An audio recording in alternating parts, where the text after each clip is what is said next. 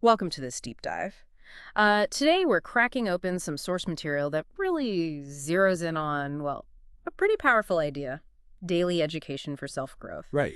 Our mission, basically, is to get past the headlines and really unpack what these sources are saying about why learning consistently, just for you, might actually be one of the smartest moves you can make. Hmm.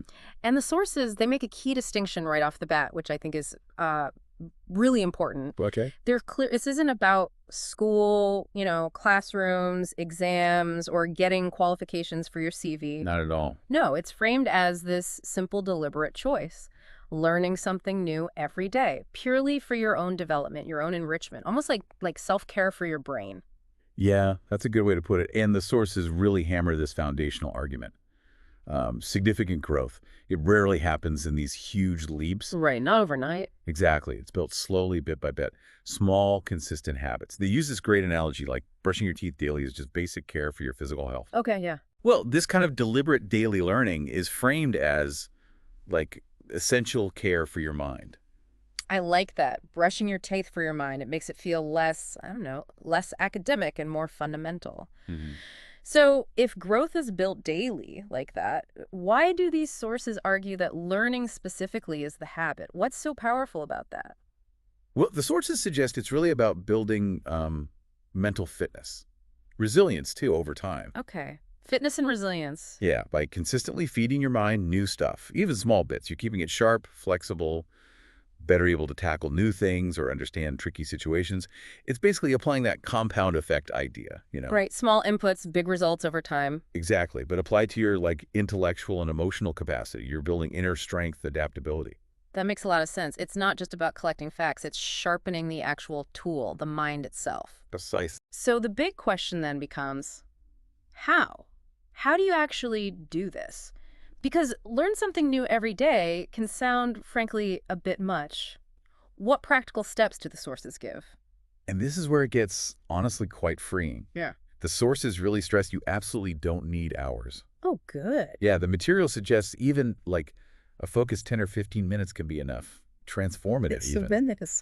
And the examples are super simple. Things like listening to just a short bit of a relevant podcast, reading, get this, just one page of a book that challenges you, Wow, one page. That feels really doable. doesn't it? Or making an effort to learn and maybe use one new word or phrase.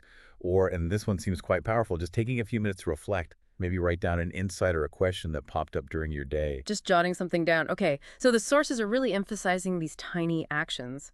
Done consistently, they build up. Exactly. And that connects to the so what? Hmm. The bigger picture the sources paint. Right. That's compounding effect of tiny daily actions that build something really vital. Confidence. Ah, okay. Confidence. Yeah, and not just confidence in knowing things, but a sort of deeper confidence in your ability to learn, to adapt, to figure things out. Mm. The sources highlight how this makes you more curious, naturally, more open-minded, just more capable. Yes, and there's a point the sources make about the reason for learning this way, the motivation, which I found really interesting. Mm-hmm. They underline that you're not doing this for show, not to impress anyone, pass the test, get a raise.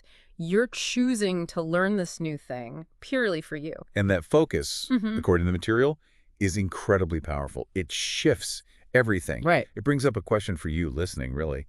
Why is learning something just for your own growth, your own understanding, without any external hoops to jump through? Why does that matter so much? Yeah. The sources seem to frame it as an act of self-respect, investing in yourself. Investing in your internal landscape. I Yeah. like that. Mhm.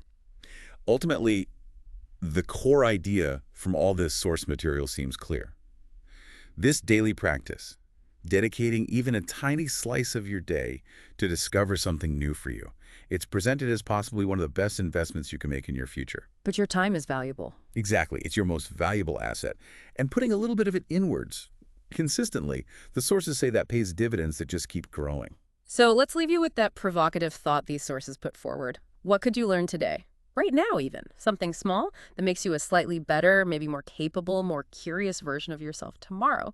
Just think about that one small step for today.